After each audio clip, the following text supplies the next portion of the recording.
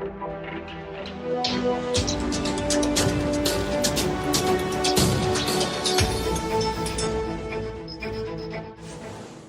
everybody, welcome to Money Meisters podcast, where we attempt to answer all your questions about how to properly manage your money and get the most out of all the work you put into it. Today we're going to address one of the big issues. If you have children, you know that the money required to get them a college education is substantial. And it's not the same for everyone. And the more I learned about it, the more I felt like we really had to share this with everyone. I brought on, for your edification, a gentleman who is very well experienced in this. Tom Krobach from Plan on College, which is a division of MC Squared Wealth Management, has been planning colleges and college careers for students for many, many years, for thousands of students. He understands all of the ins and outs, and what we're going to do today is try to touch on them quickly, and then eventually we want to do a whole series with Tom. But today I want to get your basic questions answered, and Tom also does a lot of free training, a lot of education. We'll try to link to that below, but for sure, let's get a few questions answered by Tom. Tom, thanks so much for joining us today. I appreciate you being here. Oh yeah, no problem. Glad to be here, and thanks for having me. Excellent. So I guess we'll just try to knock these questions out and sort of get you out. These are some things that occurred to me. The first thing I wanted to ask you after our conversation and sort of get everybody here, when is the best time to start preparing for college? Well, when they're born, Don. Let the grandparents pay for it. There you go. I like that. That's right. Yeah. Being human, of course, that's not going to work. We will wait to the very last possible minute.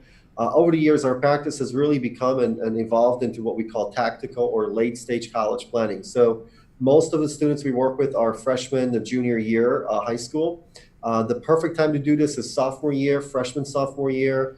Junior, senior year in high school is okay. Of course, big difference between junior and senior year, because when we're working with a senior, oftentimes it is too late for year one of college. However, each year you have to reapply. So we might miss out on year one, but we can oftentimes make an impact for year 2, 3, and 4 of college. Perfect time would be freshman, sophomore year, junior, beginning of junior year at the latest. So better late than never, but preferably freshman, sophomore. Yeah, definitely. Yeah, Got it. Absolutely. So when we were talking, you were throwing around the term EFC, and I think I understand it, but I don't know. Most folks who are getting into this are going to hear that. Tell us what EFC is. Well, first, it's a really, really important number. So absolutely, people will hear it, so it's important to know. It stands for expected family contribution. Okay. Expected family contribution, and it's it's a number in dollars per year per child that the Department of Education thinks that a family can comfortably afford to pay. And Don, I have yet met a family who saw that number and said, "Oh, yeah, that's a comfortable number to pay." But it's a very, very important number. Expected family contribution. Got it. That's comfortable, as in it didn't actually kill me. I just bled slowly. I got that. So because they gave me mine, I was like, "Say what?" You're at first you're happy because you thought it was for all 4 years, right? Yeah. Or what is this? The number of miles to the moon? I mean, what is this exactly? This number? So right. So then that leads to sort of two questions all combined. What are the factors? Some of the basic factors. Then, can it be lowered? Is that possible? Well, there's a couple ways of answering that, but I suppose the most accurate way of answering it, no, it cannot be lowered, but it can be increased, and it's increased all the time. Meaning people most families we talk to, probably 70-80% of families we run into, actually have what we call a bloated EFC. So they're doing things that cause their EFC to be higher, right? So I suppose you can say we don't really lower EFCs, we just bring it back to where it needs to be, because there's an EFC for everyone that really can't be lowered. But 70-80% of people are doing things to cause their EFC to be higher than it should be. And it's causing the schools to think that in addition to be able to comfortably afford to pay your daughter's or your son's college education, they also think that you can afford their roommates. And that's a problem, because it's really, people are not aware of that. Yeah. So that's sort of the borrowing side. What about the colleges? Can you negotiate with them? Okay, you negotiate with them. Well, colleges will vehemently deny that they negotiate. So again, it's all about learning the college speak here. So colleges don't negotiate. Because in college speak, it's called an appeal. So, yes, absolutely. I don't want to get too detailed in this answer because this is a fairly complex answer. But there's something that's called financial aid leveraging, which is what about 70% of private and about 50% of public schools engage in. And what that means is they give out money to people who think they give more money to a student who's unsure they want to go, and they will give less money to a student who's already shown all the buying signs they need to see in order to maximize their class and minimize their cash outlay. And oftentimes, a student has been leveraged and money was left behind. And absolutely, you can negotiate with them. The problem is, if you approach it as a negotiation, you will absolutely, it won't work. Colleges do not negotiate. There's a special process you have to go through at each school. It's a little bit different, but in the end, we were able to get anywhere between $3,000, $4,000, $5,000 a year to an additional $20,000, $25,000 a year in discounts, meaning grants and scholarships that don't have to be paid back just because we pinned one school against each other. So yes, absolutely, there's negotiating going on, but be careful about the language you use and how you approach it because there's a process you have to follow. Got it. Now, if parents are separated or divorced, does that affect those forms? Yeah, that's a problem potentially on so many different levels. First, the basic rule, the federal rules, which governs all public schools and some private schools, means that says that only one parent should be providing the data. There's a lot of confusion on which parent that is. What if the parent is really separated but not divorced? What if the student lives with, some of the time he lives with one family, some of the time with the other? What if the family, one of the parents has remarried and has another family, the other one has not? And then on top of that, you've got schools that take all those rules out the window and say we have our own rules, and will oftentimes require the other parent, the other biological parent, even if they're not part of the household, to also provide information. So it's a tricky question, tricky answer. Because there's so many variances to this, but the standard rule is on the federal forms, only one parent should be providing that information. So don't want to make a mistake of doing both. Okay, so if you look at it, you say, you want to get your child into college. What increases your child's chance of getting into college? Well, the basics are ACT, SAT scores and their grades, right? And most people are focusing in on that.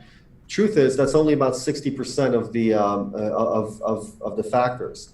Everything else are details such as, of course, their extracurricular activities, but also just standing out and being outside the box.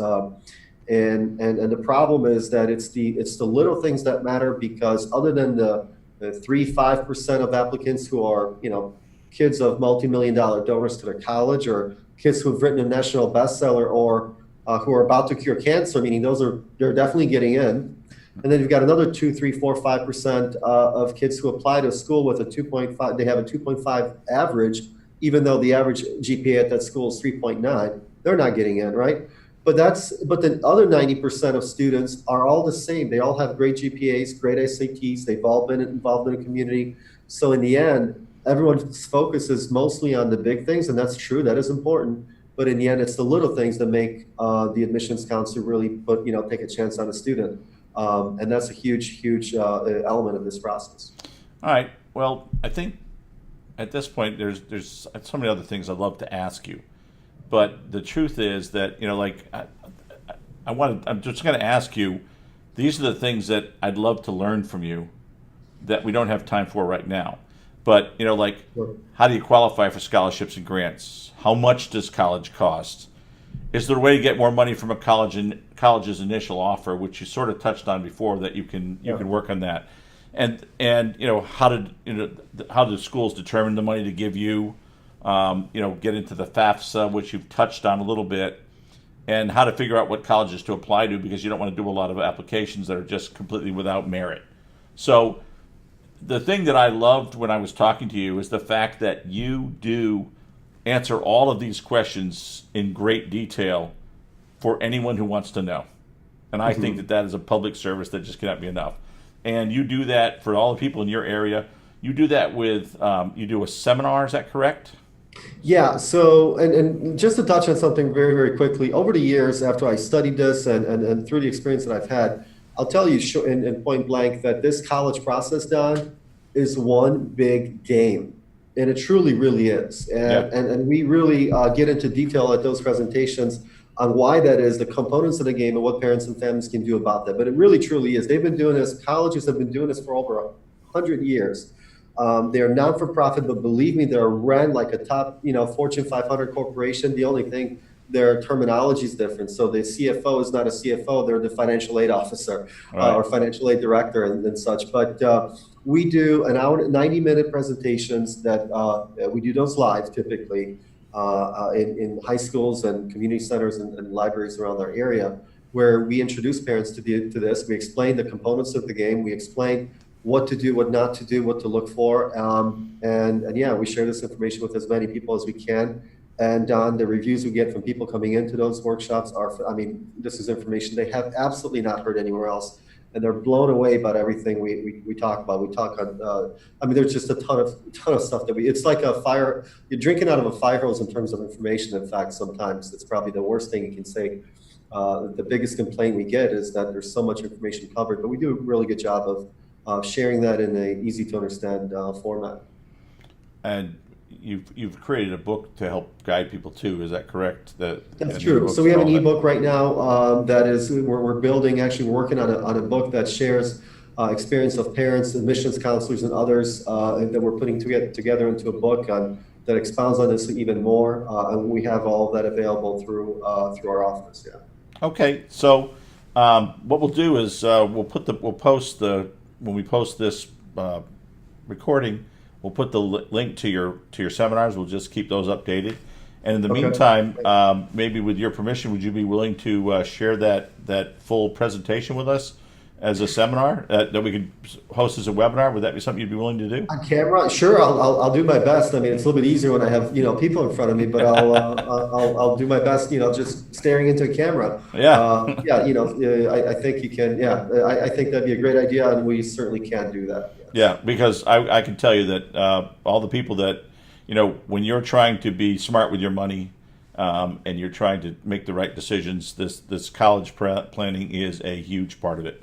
And I believe that what you have to offer could be an immense help to the folks who listen to us. So thank you so Don, much. Thank you so yeah, much for Don, being really here. quick. I mean, we've seen dreams being shattered. We've seen money left on the table. We've seen so many, kids ended up at a school that they absolutely should not have been at just because of cost constraints and retirements being postponed, delayed, and flat out, being completely destroyed. So this is a huge topic, and it's something that I'm, along with the rest of my team, we are truly, truly passionate about, and we'd love to reach out to as many people as we can with this information. So yeah, I'd love to do that. Outstanding. Well, thank you once again. Again, everybody, this is Tom Kroback. He is with Plan on College, and he works, that's in MC Squared Wealth Management. They do a phenomenal job. If you get a chance to go to his seminar, be sure to get there. They share the information in so many ways, and the opportunity. You can also use them as your planners to help you get through this process, which we would recommend also. But Tom, thank you so much for being here today. Look forward to getting that recording and sharing this with everyone. Sure, Don, thank you so much. Thanks for having me. Thanks so much.